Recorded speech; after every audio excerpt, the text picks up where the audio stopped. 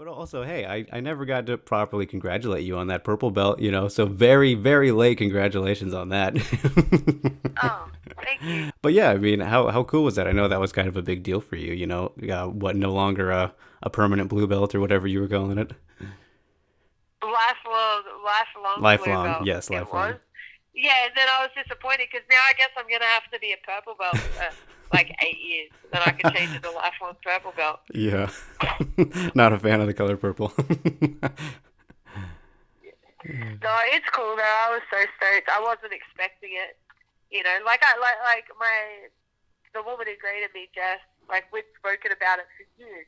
Like she knew that when I was ready to get my purple, that I wanted it to come from her. Yeah. But I definitely I was always under the impression that she needed me to like come back and train with her consistently for a couple of months before she would. Yeah. So I wasn't expecting it at all, but I guess when she came out to help me with the fight in Singapore, because she was missing 2 months at syndicate, that was what she needed to see from me in Yeah. order to justify grading me. So yeah, it was dope. It was a really pleasant surprise. I cried. I don't cry very much, but I definitely cried then. Do you think it was more of the surprise of it all that you like didn't know was coming that kind of got you? Yeah, like the surprise and happiness. You Mm-hmm. know, like obviously it was right after what happened in Milwaukee, and I was kind of at a low point, and Yeah. nothing had really been happening for me. The last fight I'd had was a loss, and then I passed out my weight cut, and it was just a really, really nice little piece of happy. Mm-hmm. Yeah. Unfortunately, that was right after or before, the injury bug attacked you with the foot thing issue, Yeah. and that was like obviously your first major injury. I don't know if unless I'm forgetting something that was pretty bigger than that, but just No, no, it was my first major injury. Yeah. yeah. So just like that whole process, obviously not a fun thing. How would you describe it? I guess. Honestly, like, yeah, that was my first major injury. That was the first injury that I've ever had that actually kept me out of training. Hmm. It kind of, to be honest, like it made me realize my own mortality a lot within the sport. I think before that, I kind of thought I was invincible, and I was like, there was no end date for me. Yeah. And when that happened, and it was such a freak thing, such a split second, like movement that completely destroyed my foot, and I know, like, when I went to see the first surgeon, he told me, he's like, some people that have this injury, like, they never come back to 100% from it because it's common in NFL players. He's like, I've seen NFL players retire because of this injury. Hmm. And then that kind of made me realize, like, oh, fuck, like, imagine my whole career could be over just Yeah. because of someone else's silly mistake. Like, in an instant, my career could be done. Um, so that was kind of confronting, yeah. Yeah. But it also pushed me to start working on things outside of just fighting. Like, I've been dabbling in bits and pieces here and there in coaching and some other stuff, and then when that happened and I realized, like, holy shit, like there is actually an end date on my main career right now. Like, maybe I need to make sure that I have something else, because also, like, if I get cut from the UFC or if I get injured and can't fight and I lose my contract because of that, like, I have to leave the country. So I was like, fuck, like I went through all the stress of realizing that, like, not only would I lose my job, like I would actually have to leave this country Hmm. because my visa would get terminated. So yeah, all of that just made me realize that I needed to start focusing energy on a few other things to make sure that, one, I have other income coming in, because also missing out on paying for the full camp for Milwaukee and then missing out on that fight check, and then paying for half of the camp for Rio and then missing out on that fight check. Honestly, like, it left me over 20 grand in debt Hmm. just because I had no income coming in, because we had to get paid when we fight, right? So Yeah. um, yeah, so then like I started finding other jobs that I can do, whether I'm in the gym or out of the gym. Like I do a lot of online work now to make sure that I have stuff coming in monthly. And then they kind of trying to work with companies that, like, if something happened and I lost my job with the UFC, like, they could petition to have me stay and work for them. So Yeah. that was kind of the biggest thing that I found with that injury. And then also it allowed me to really sit back and realize how much time I was wasting on pointless bullshit, and how much time and energy I could be putting into things that were a lot more productive. And then now, since I've started training again and coming back to training, and then going back into camp, like, I've been a lot more aware of what I should be doing and what I shouldn't be doing, Mm-hmm. like prioritizing mobility, prioritizing recovery a bit better, prioritizing my nutrition when maybe before I didn't, like before I just used to crash diet. So yeah, a lot of really, really positive things came out of that injury. Yeah. Well, that's really good. I mean, yeah, because surely you could have just gone on and maybe had something worse happen potentially if like these things didn't come from it. Because it sounds like you're being a lot smarter now because of it. Obviously, you don't want that to happen again, right? Yeah, yeah. Yeah. Yeah, absolutely. And I'm learning how to say no to people and no to situations now, whereas Mm-hmm. before I'd be like, fuck yeah, let's do it. Like, yeah, let's fight sparring. I'm not down to do that anymore, Yeah, get a little reckless. Yeah, I'm good. I'm good. I'm here for the long haul. Like, I'm playing it safe. There we go. Well, I just want to say sorry because I do feel partly responsible for this injury, which is going to sound funny, but hear me out, okay? Hear me out. I don't know if you saw it, but I think I started a curse back then because after I talked to both you and Jessica Penne, you both had 2 fights get canceled. Yeah, I remember you saying that. I remember seeing you write that. I'm like, this motherfucker. I know. I was like, oh my God, I feel like a piece of shit now. So I You're was, good. If it makes you feel better, I actually don't hold you responsible for okay, it. thank you. Thank you. That means a lot. I mean, Yeah. Jessica Andrade, she broke it like right after that, but then, she lost to Wiley pretty badly. So I'm very sorry if I curse you again. Yeah, true. We'll see. Yeah, you caused the Jessica curse. I know. What the Same hell? Jessica. I don't know if you probably didn't interview Jessica I, but No, I tried I mean, to. if you had interviewed her as well beforehand, Oh my like, then God. maybe I would put a bit more stock in it. Yeah, that'd be a bit of an issue. Like, I didn't ask for this. What's Yeah. going on, MMA gods? Be like, right, never doing an interview with Drake again, Yep. ever. Yep, totally lost my chance there. And for a good reason.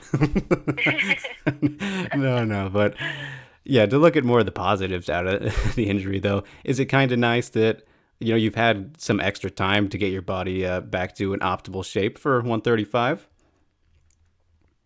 Yeah, yeah. Like, it's been weird. I don't know. People keep asking me like about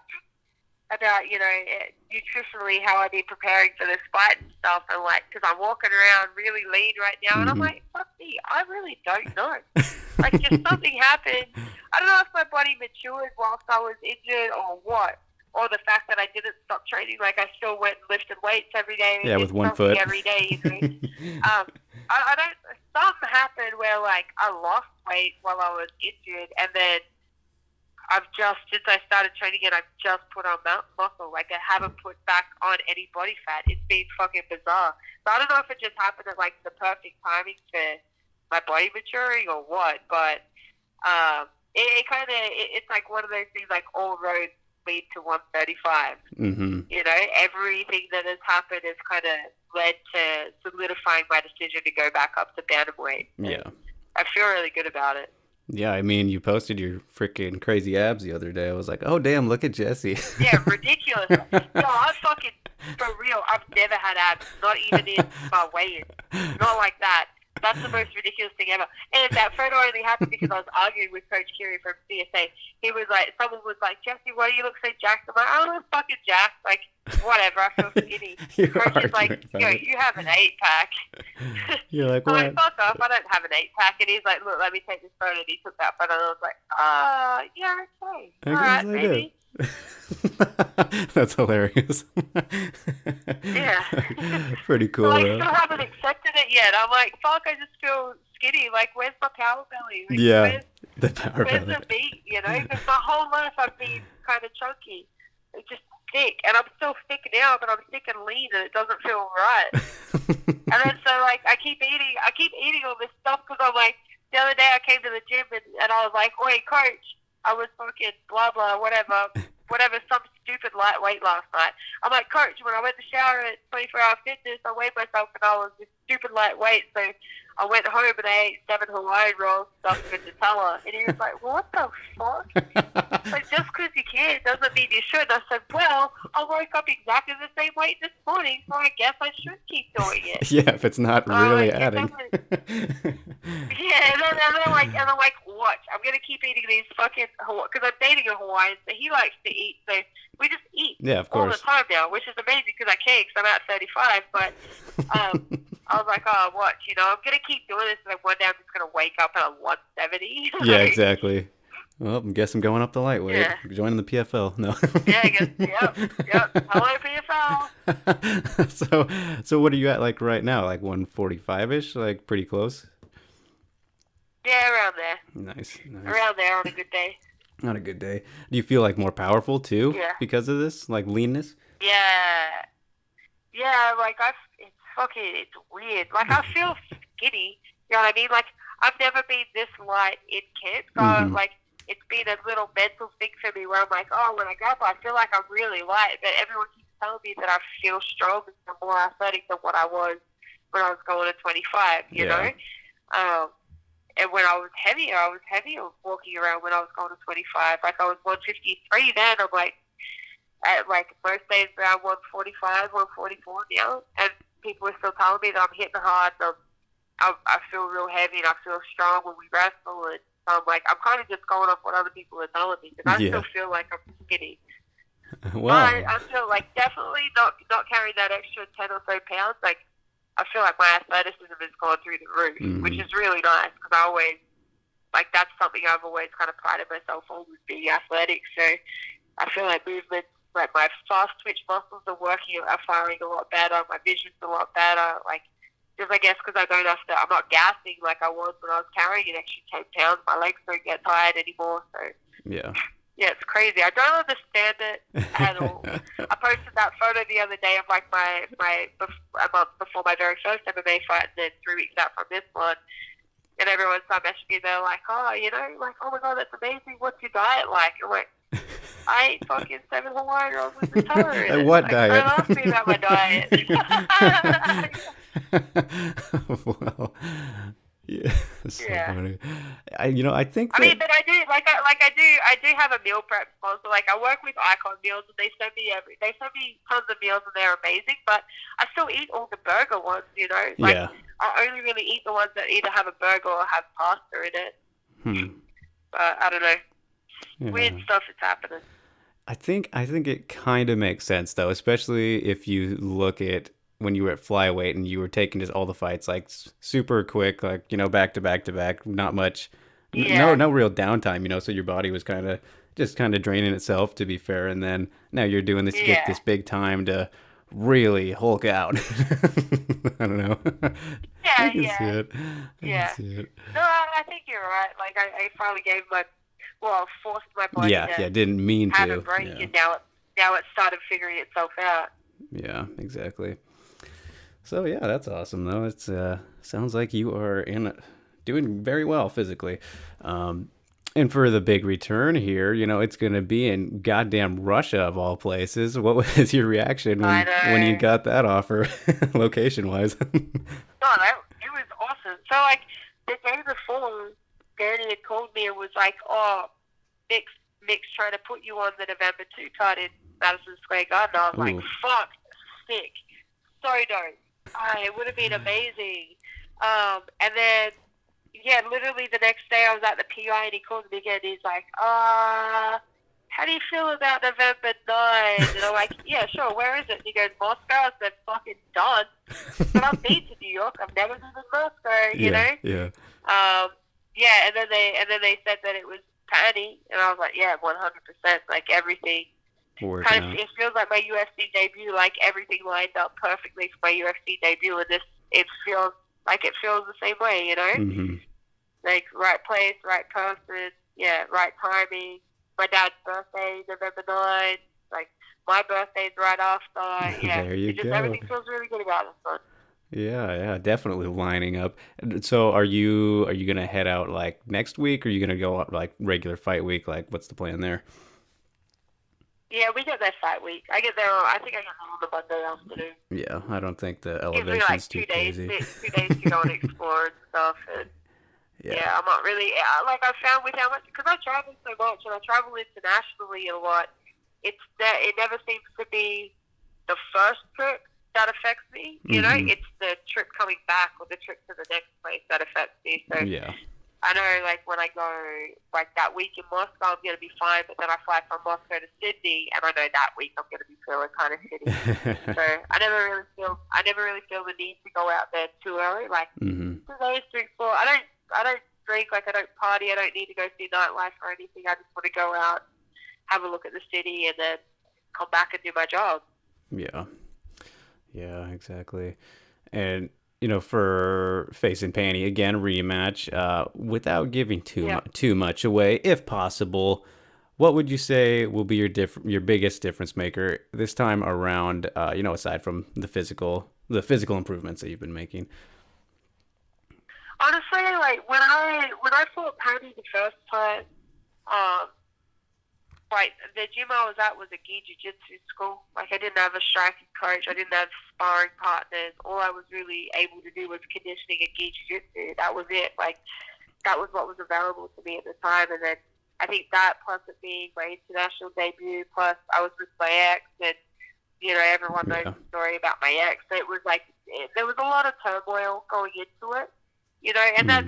that's no real excuse, but that is the difference between that one and now. Yeah. When we fought then, like, I felt all of that. I went in really unhappy, and I felt all of that. And then on her end, like, I just felt how much more experienced she was than me. Like, that was on my sixth fight or whatever, and she was already 7-0 and had an amateur boxing background, and that was my sixth fight ever. So, I went into it with a lot less experience than her, just a lot less cage time, I guess, and like that on top of all the external factors that I really think was a lot of the downfall. And she just honestly, like, I remember after the fight that night, I could just feel her experience level. Like, her timing was a bit better, her reactions were a bit better, her instincts were a bit better. Yeah. This time around, like, I'm at a real MMA gym, and I have been, like, with Syndicate, now at CSA.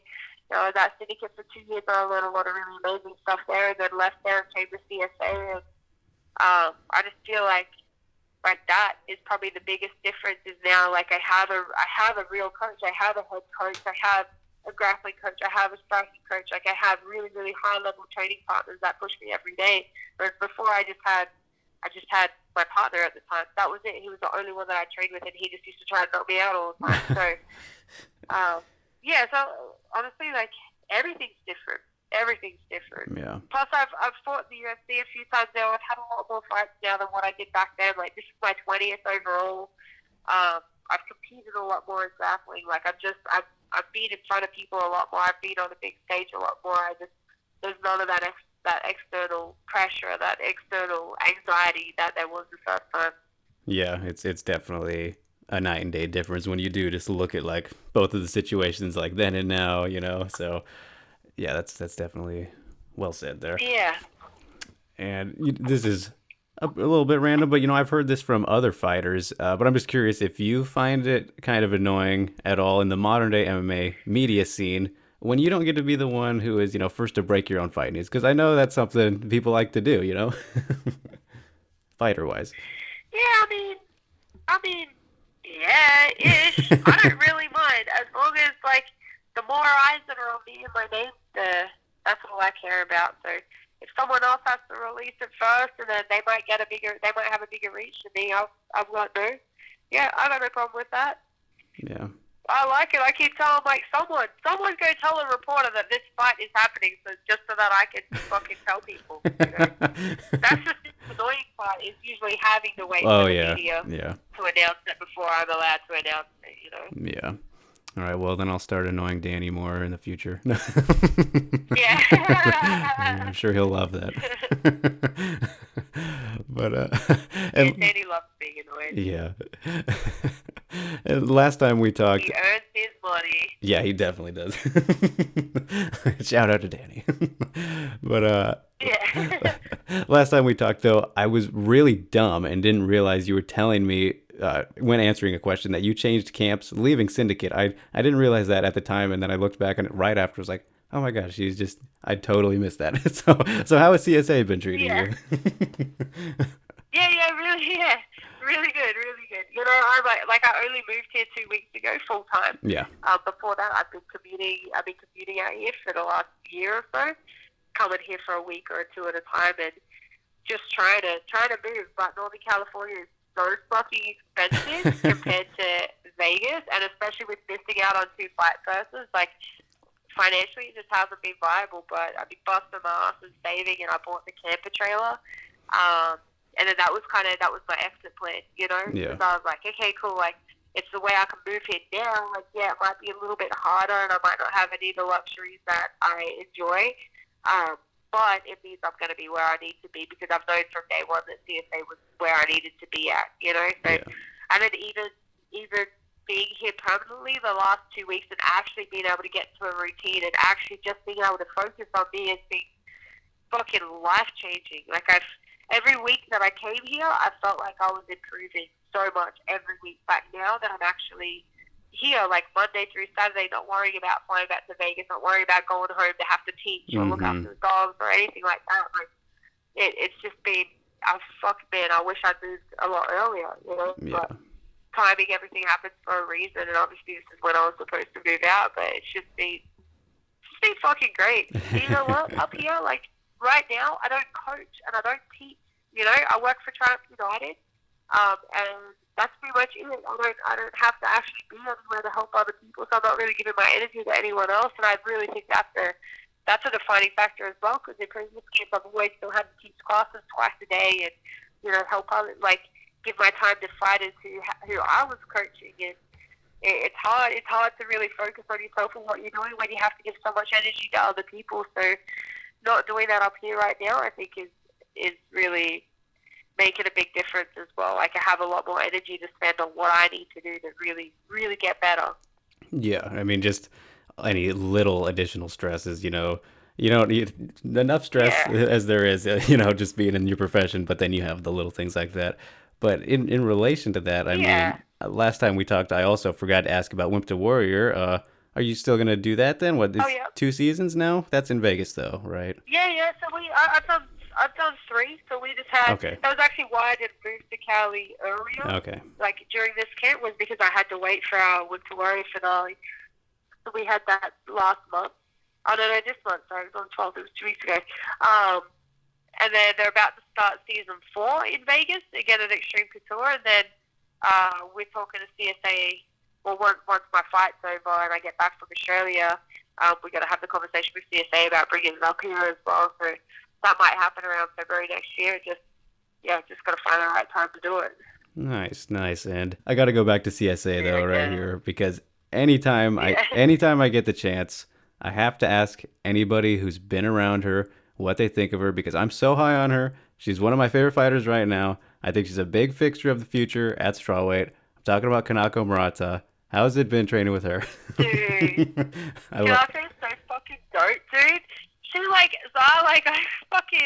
broke my heart 2 weeks ago. I sparred with her.